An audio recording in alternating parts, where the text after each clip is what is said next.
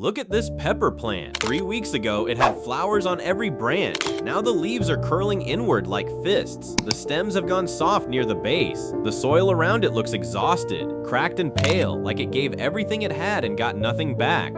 Most gardeners look at a plant like this and feel one thing: guilt. They think they waited too long. They think the damage is done. They reach for the pruning shears or the trash bag, and they bury the whole experience under the promise that next season will be different. But here is what they don't know. A plant showing these exact signs, the curling, the softening, the silence where flowers used to be, is not gone. 1. Eggshell calcium water. Here is a question most gardeners never think to ask. What actually holds a plant together? And here is the thing almost nobody talks about. Calcium deficiency is not always about what's in the soil. It's often about how fast the plant can absorb it.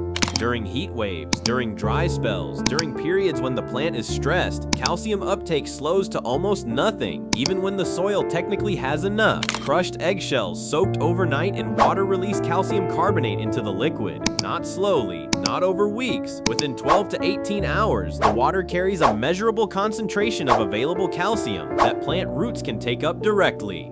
The method is simple. Crush 4 to 6 shells, the finer the better. Drop them into a quart of water, add a tablespoon of plain white vinegar, and leave it overnight. The vinegar shifts the pH just enough to pull more calcium out of the shells and into the water. By morning, the liquid is slightly cloudy. That cloudiness is the calcium. Pour it at the base of any plant showing soft stems, curling leaves, or blossom end rot. Do not spray it on the leaves.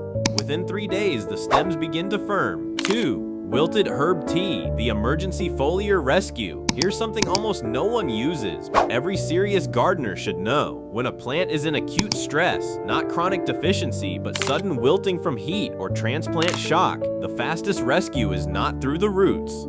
It's through the leaves. Leaves have tiny pores called stomata. In a healthy plant, those pores open and close to regulate water and gas exchange. In a stressed plant, they clamp shut as a survival mechanism, and the plant begins to suffocate itself.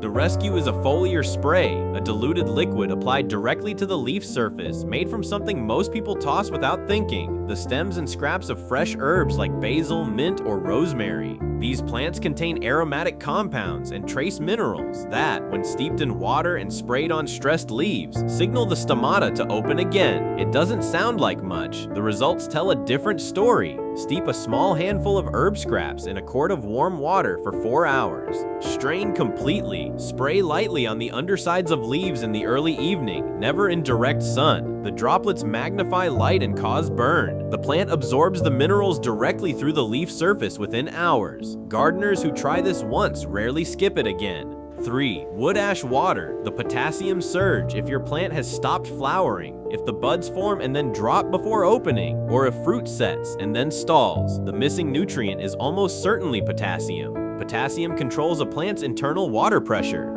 It drives the opening of flowers. It moves sugars from leaves into fruit. Without it, everything stalls at the surface. The plant looks alive. It is not producing. Wood ash from a fireplace, a fire pit, a wood-burning stove is one of the most potassium-rich substances on Earth. A single tablespoon stirred into a gallon of water and left for 24 hours creates a potassium solution that is immediately available to plant roots. The critical mistake most people make: they sprinkle dry ash directly onto wet soil. Dry ash in contact with moisture creates an alkaline reaction that can spike pH rapidly and lock out other nutrients. It should always go into water first, be allowed to settle, and the clear liquid poured off the top is what goes into the garden. 1 cup per plant, once a week, during flowering and fruiting season. The results are not subtle. Within 7 days, dormant flower buds open. Fruit sets again. A plant that looked like it had given up begins to deliver. 4. Banana skin soak, the microbe feast. The final method doesn't feed the plant at all. It feeds everything living in the soil around the plant. The bacteria, the fungi, the invisible web of microbial life that converts raw minerals into forms plant roots can actually absorb. Feed the soil, and the soil feeds the plant. Skip this layer, and no amount of fertilizer will ever work the way the label promises. Banana skin soaked in water for 48 hours release potassium, phosphorus, and simple sugars that soil microbes consume rapidly. Applied to the root zone, this liquid triggers a microbial bloom, a rapid expansion of the beneficial organisms that keep soil alive. 3 banana peels. 2 quarts of water, 2 days. Strain and dilute at 1 part soap to 5 parts water before applying. The soil doesn't just feed the plant this week, it becomes capable of feeding the plant for the rest of the season. 4 methods, 4 ingredients from your kitchen. Every one of them costs nothing. Every one of them begins working within days. The plant in your garden that looks finished right now is almost certainly not finished. It is missing something specific.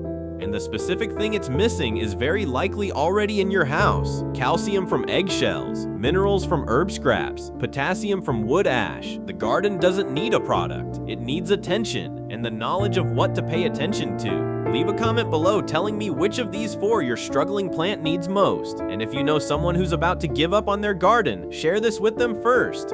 Because most plants people think are dying just haven't been given the right answer yet.